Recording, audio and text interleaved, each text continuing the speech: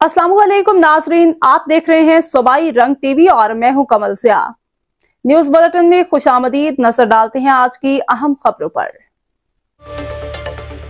मैं समझता हूं कि ये आइन से जो खेल खेला जा रहा है, एक अच्छा ट्रेडिशन हम नहीं कायम कर रहे। आइन बड़ा क्लियर है, मैंने अभी आपके सामने पढ़ा है कि 26, 27, 28 तो उनका प्रोग्रेस था।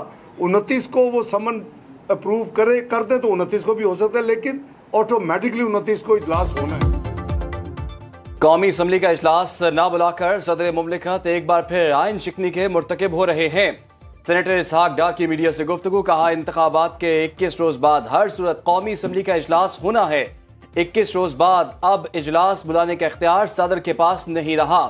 मरकज की तरह बलूचिस्तान में भी वज़ीर आला, स्पीकर और डिप्टी स्पीकर का इंतखाब पीपल्स पार्टी से मिलकर करेंगे। कौमी असम्बली और बलूचिस्तान में सब जमातों को साथ लेकर चलेंगे।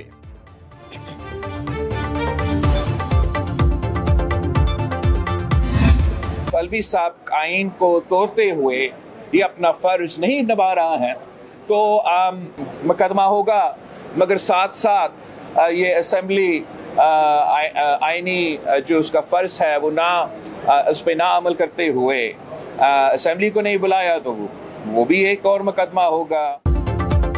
सदर आरिफ अलवी पर आइन शिकनी के 2 मुकदमात होंगे, एक अदम एतमाद के दौरान असेंबली तोड़ने का और दूसरा आइन के मुताबिक असेंबली इजलास न बुलाने का। बिलावल भुट्टो जरदारी की सुप्रीम कोर्ट के बाहर मीडिया से गुफ्तगू, कहा अगर सदर आइन पर अमल नहीं करते तो स्पीकर करेगा। सुन्नी इत्तेहाद काउंसिल ने खुद शहबाज शरीफ के वजीर आजम बनने की राह हमवार की।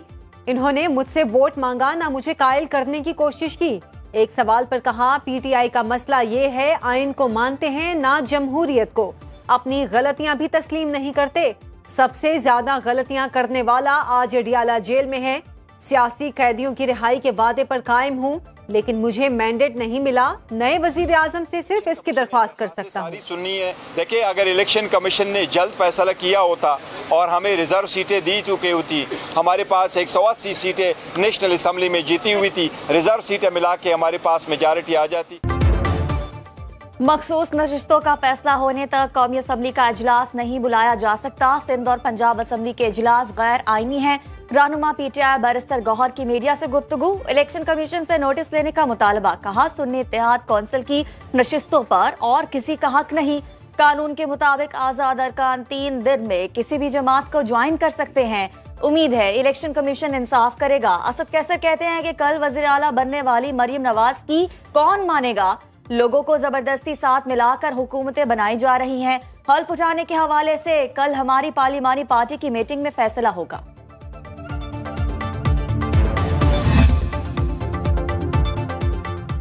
सुन्नी इत्तेहाद काउंसिल की दरखास्त पर मखसूस नशिस्तों पर फैसला आज भी ना हो सका। इलेक्शन कमीशन का फुल बेंच इस मामले पर कल फिर समाअत करेगा। बैरिस्टर अली जफर ने कहा कि सियासी जमातें मखसूस नशिस्तें लेना चाहती हैं तो खुलकर कहें, किसी को हमारी नशिस्तें लेने का हक नहीं। आजम नजीर तारड़ बोले, सुन्नी इत्तेहाद काउंसिल ने 1 सीट भी नहीं जीती, कुछ आजाद अराकीन को इकट्ठा करके कैसे मखसूस नशिस्तें दी जा सकती हैं। उन्होंने पहले मखसूस नशिस्तों के लिए दरखास्त भी जमा नहीं कराई। फारूक एच नाइक ने कहा, फैसला इलेक्शन कमीशन ने करना है कि मखसूस नशिस्त सुन्नी इत्तेहाद काउंसिल को मिल सकती है या नहीं। सियासी जमात जिसने इंतखाबात में हिस्सा नहीं लिया और अगर लिया तो अवाम ने उसे रिजेक्ट कर दिया और उसे 1 सीट भी नहीं दी सुन्नी इत्तेहाद पाकिस्तान को। अब वो कहते हैं कि हमें कुछ आज़ाद लोगों ने ज्वाइन कर लिया है, लिहाजा हमें भी मखसूस नशिस्तें दी जाए। ये ना आइन में इसका कहीं गुंजाइश है और ना ही जो इलेक्शन एक्ट और उसके रूल्स हैं उसमें गुंजाइश है। मखसूस नशिस्तें सिर्फ उन जमातों को मिलती हैं जो कामयाब होकर पार्लियामान में आए। सुन्नी इत्तेहाद काउंसिल को अवाम ने 1 सीट भी नहीं दी। सेनेटर आजम नजीर तारड़ की इलेक्शन कमीशन के बाहर मीडिया से गुफ्तगू, अता तारड़ बोले, तहरीक इंसाफ आइन की पामाली की कोशिश कर रही है। इनकी अपनी गलती की वजह से इंतखाबी निशान वापस लिया गया। ये पहले आइन पामाल करते हैं, फिर मीडिया में मजलूमियत का रोना रोते हैं। जोर जबरदस्ती से मखसूस नशिस्तें नहीं मिलने वाली। इन्होंने बगैर सोचे समझे सुन्नी इत्तेहाद काउंसिल को ज्वाइन कर लिया। अब जो कानून की मंशा है वो ये है कि पार्टी लिस्ट जमा कराई जाए मखसूस नशिस्तों की, खवातीन की अक़लियतों की, और उसकी जांच पड़ताल के बाद वो कागज मंजूर किए जाएं तो ये रिजर्व सीट्स का, मखसूस नशिस्तों का प्रोसेस मुकम्मल होता है।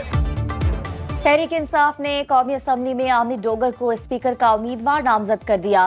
पीटीआई रहनुमा उमर अयूब की अडियाला जेल के बाहर मीडिया से गुफ्तगू, कहा पार्टी ने डिप्टी स्पीकर के लिए मालाकंड से जुनेद खान को नामजद किया है। इलेक्शन में धांधली नहीं धांधला हुआ, हम लोग अदालतों और असम्बलियों में एहतजाज करेंगे।